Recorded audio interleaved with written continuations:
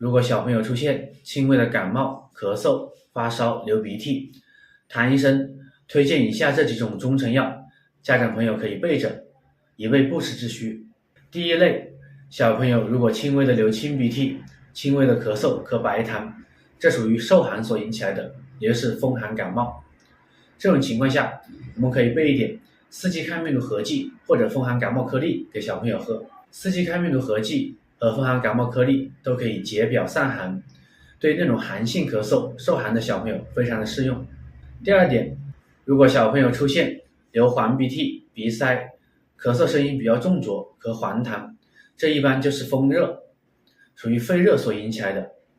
家长朋友可以备点枇杷止咳糖浆跟小儿麻甘颗粒。小儿麻甘颗粒跟枇杷止咳糖浆都可以清肺化痰，有效的帮助小朋友减少黄痰，祛风散热。五一出行的时候，家长朋友一定要做好防护工作，给小朋友戴好口罩。如果吃了以上这几种药控制不住的话，一定要及时去医院就诊，以免延误小朋友的病情。